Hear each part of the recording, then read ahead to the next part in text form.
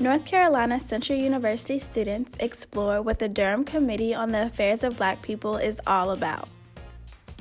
Students go into Central's Communications building to talk about it.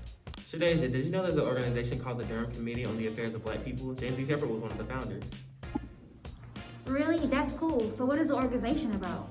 An organization that focuses on the equal judgment and empowerment of Black people in Durham, North Carolina. That is so awesome. We should go check them out before our next class. Yeah, we should go. August 15, 1935, Charles Clinton Spaulding, James E. Shepard, Richard M. Harris, W. D. Hill, R. L. McDougall, J. T. Taylor, and L. E. Austin all came together at the Durham Tennis Club to discuss Black affairs. This meetup became the foundation to the Durham Committee on Negro Affairs, which we would call today the Durham Committee on the Affairs of Black People. This organization's purpose was to establish a way to communicate with and inform the Black community on politics. The organization focused on getting people to register, vote, run, and support candidates that would help work towards advancing and bettering the Black community, with promises such as better education, health, housing, and economic power. Today, the organization works towards the elimination of racial discrimination and acts of white supremacy in public and private affairs. They also work on bettering their community by improving education, economics, and politics. We received the opportunity to interview a few of the organization members. Take a look as they describe and discuss what the organization is all about. The Durham Committee has been a preeminent Black political machine in operation that's been basically the envy of groups across the United States. The reason is they've been highly organized, highly motivated, and successful in basically determining the outcome of elections for decades.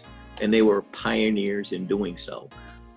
They understood the power of the potential of the African American vote. And they sought to utilize it, to leverage it, to get African Americans elected, but also non-African Americans, whites, who would be open and receptive to agendas that basically embrace providing opportunities for African Americans and for equality for all. The committee, by and large, tries to look at the needs of the African American community in a very wholesale kind of way, and tries to act across the board to improve the lives of the African American community. And of course, the political arena is just one of those arenas that does affect the community. The committee has had many chairpersons, that including one of its founders, C.C. Spaulding.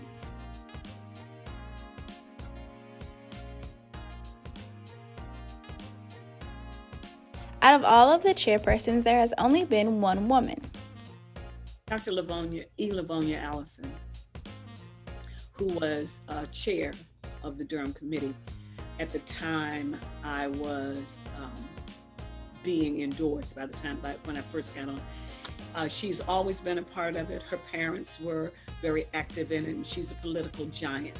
When we talk about getting the vote, and first of all, getting a voting site on campus, Livonia Allison was one of the ones who led that, so that North Carolina Central University could be a part of the political process. They have had prominent speakers and programs that inspire us all. They invite local and state officials to discuss important issues in our community. Although there was some good, certain challenges were faced, such as racial discrimination and civil rights.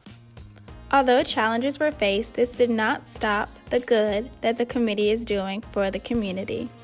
In the end, we all want to keep unifying the community voice.